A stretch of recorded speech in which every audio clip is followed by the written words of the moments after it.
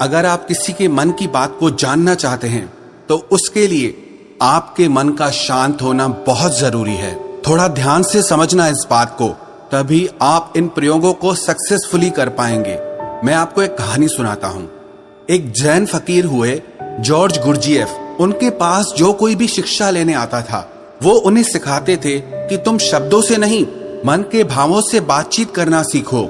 इसे टेलीपैथी भी कहा जाता है, जो बिना कुछ कहे एक दूसरे के साथ मन ही मन में बात कर लेना। कई बार आप लोगों ने महसूस किया होगा कि आप किसी के बारे में सोचते हैं और वो इंसान आपके सामने आ जाता है या उसका फोन आ जाता है। कहीं ना कहीं आपके मन की बातें उस तक पहुंच जाती है और उसके मन की बात आप तक पहुंच जाती है। तो जो जैन फकीर थे वो अपने सारे शिष्यों को एक प्रयोग सिखाते थे कि तुम अपने आप को एक कमरे में बंद रखो और एक भी शब्द नहीं बोलना है, किसी से कोई बात नहीं करनी है। सबसे पहले तो तुम अपनी वाणी को शांत करो। जब तुम्हारी वाणी शांत होगी तभी तुम्हारा मन शांत होगा। हमारी वाणी ही हमारे विचारों को शब्द देती है, आवाज देती है। पहले वाणी में शांति आएगी, फिर विचारों में शांति आएगी। फिर जब धीरे धीरे उन शिष्यों का मन प्रयोगों के द्वारा शांत होने लगता था तो गुरजीएफ क्या करते थे, अपने मन में एक शब्द बोलते थे, जैसे कि गुलाब का फूल। और जब तक वो शब्द उन शिष्यों को सुनाई नहीं देता था वो उन शिष्यों से इसी प्रयोग को लगातार करवाते रहते थे।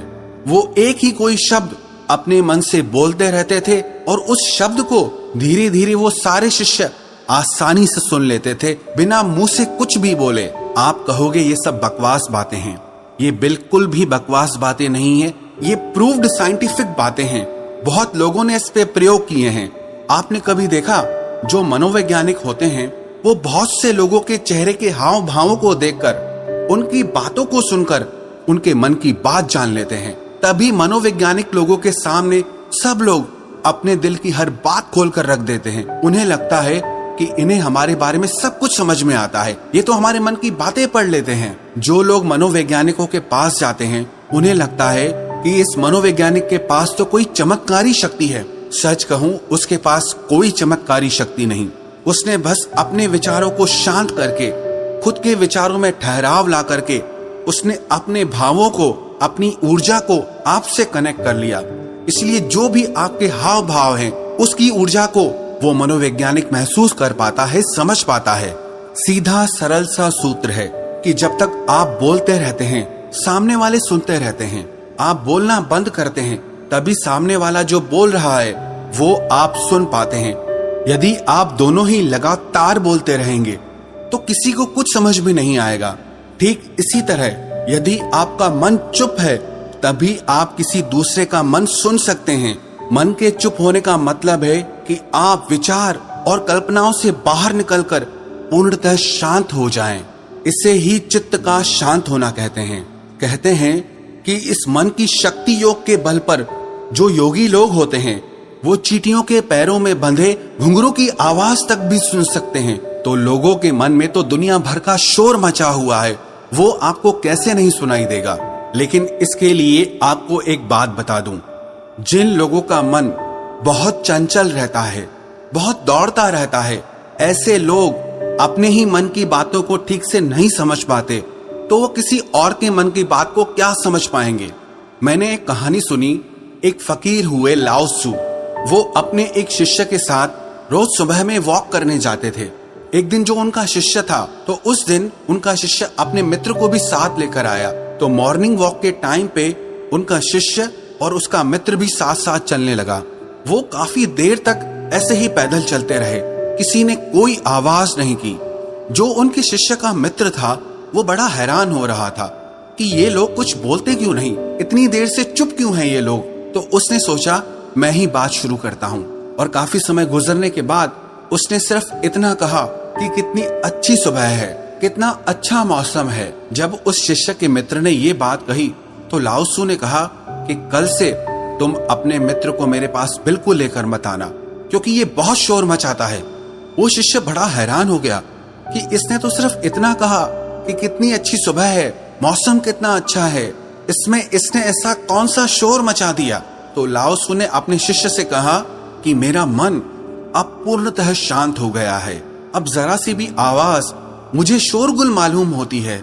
सुबह अच्छी है तो है, मौसम अच्छा है तो है।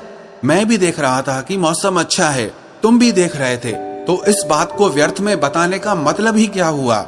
मेरे मन में ऐसी शांति भर गई है कि ये व्यर्थ की बातें मुझे अब बिल्कुल अच्छी नहीं लगती, क्योंकि मैं बिना बोले ही सब कुछ सुन सकता हूँ और बिना कहे ही सब कुछ कह सकता हूँ। तो मैं शब्दों को बोलकर और सुनकर अपनी उस शक्ति को क्यों नष्ट करूं?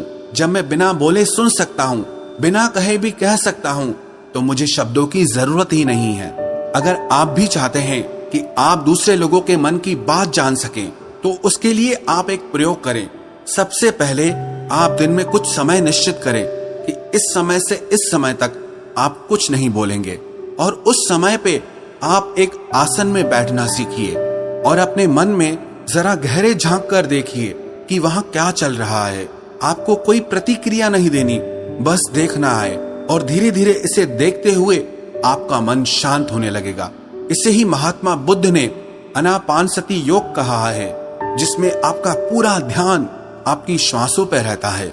इससे आपके मन में पूर्णतः शांति आ जाती है, और जब आपका मन पूरी तरह से शांत हो जाता है, तो आप अपने आसपास में हो रही चीजों को, लोगों को गहराई से देख पाते हैं, गहराई से समझ पाते हैं, सुन पाते हैं। एक शांत चित्त वाला इंसान बिना कहे भी सामने वाले की हर बात को समझ लेगा, और वो जो कह रहा है उसकी झूठी बातों में वो कभी नहीं फंसेगा, क्योंकि एक शांत चित्त वाला वो सब कुछ सुन सकता है जो एक साधारण इंसान कभी नहीं सुन सकता।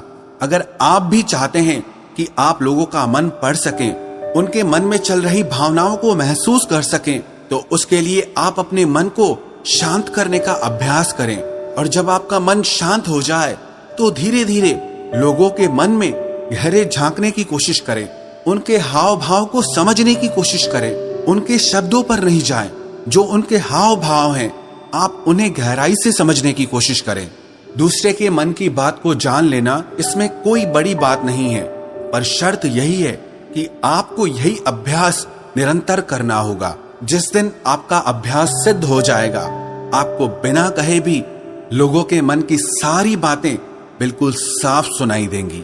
अब आप ये सोच रहे होंगे कि किसी और के मन की बात पता करके हमें क्या फायदा मिल जाएगा, लेकिन मैं आपको बता दूं कि इसका फायदा आपको जीवन के हर क्षेत्र में मिलेगा।